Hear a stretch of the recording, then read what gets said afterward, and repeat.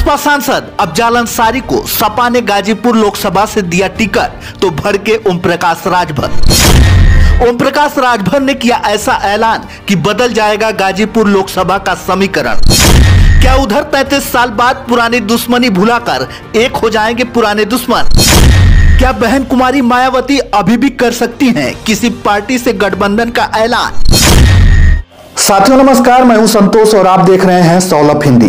साथियों अब बस कुछ ही दिन रह गए हैं लोकसभा चुनाव को। ऐसे में सत्ता की कुर्सी तक जाने के लिए सभी राजनीतिक पार्टियां अपने अपने ढंग से सियासी दांव आजमाने में लगी हुई हैं। लेकिन केंद्र की कुर्सी तक किसी भी पार्टी को अगर पहुंचना है तो उसे उत्तर प्रदेश की राजनीतिक सियासी गलियारों से होकर ही गुजरना होगा, क्योंकि केंद्र में सरकार बनाने का रास्ता उत्तर प्रदेश से ही होकर गुजरता है। लेकिन उत्तर प्रदेश की राजनीति में उस वक्त हलचल और पैदा हो गई जब भारतीय जनता पार्टी के विजय रथ को रोकने के लिए एक बार फिर से अखिलेश यादव और राहुल गांधी ने हाथ मिला लिया। जैसे ही गठबंधन का ऐलान हुआ तो बिना किसी झंझट के सीटों का बंटवारा भी हो गया। इसके बाद से गाजीपुर में भी सियासी हलचल तेज हो गई, क्योंकि गाजीपुर लोकसभा में पहले से ही समाजवादी पार्टी ने बसपा के सांसद अफजाल अंसारी को टिकट देकर अपनी दावेदारी सिद्ध कर दी है। 2019 में इसी सीट पर बसपा और सपा गठबंधन से अफजाल अंसारी ने मनोज सिन्हा को 1 लाख से भी ज्यादा वोटों से हराकर भाजपा के विजय रथ को गाजीपुर में रोक दिया था। लेकिन गाजीपुर लोकसभा में चर्चाओं का बाजार इस समय गर्म है कि आखिरकार दो दुश्मन 33 साल बाद कैसे होंगे आमने सामने।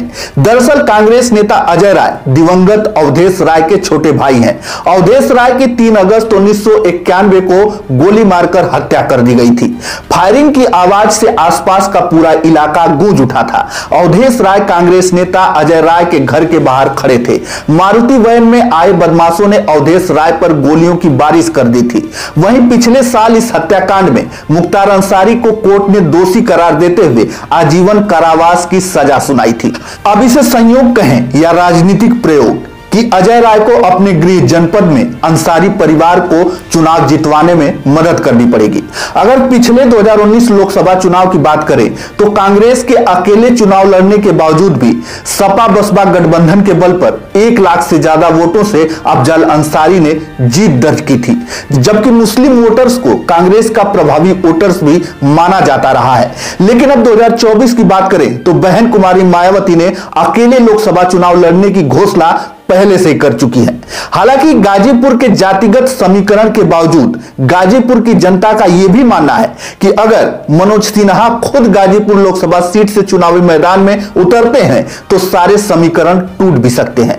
लेकिन उधर सुभाषपा मुखिया ओम प्रकाश राजभर लगातार गाजीपुर सीट से ब्रिजेश सिंह को लड़ाने की बात कर रहे हैं और लगातार उत्तर प्रदेश की 80 सीटों पर भाजपा की जीत का दावा भी करते नजर आ रहे हैं। लेकिन सपा के अलावा अभी तक किसी भी पार्टी ने गाजीपुर से अपना प्रत्याशी चुनावी मैदान में नहीं उतारा है। तो साथियों आपके लिए भी सवाल है, अपनी राय कमेंट में हमें अवश्य दीजिएगा कि क्या गाजीपुर से अफजाल अंसारी दूसरी बार भी जीत पाएंगे?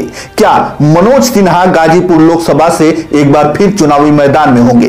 क्या बहन कुमारी मायावती अभी भी कर सकती हैं किसी पार्टी से गठबंधन का ऐलान? तो चलिए फिर मिलते हैं अगले एपिसोड में। लेकिन हां, सौलभ हिंदी यूट्यूब चैनल को सब्सक्राइब और फेसबुक पेज को फॉलो करके हमारी टीम का हौसला बढ़ाने की कृपा करें।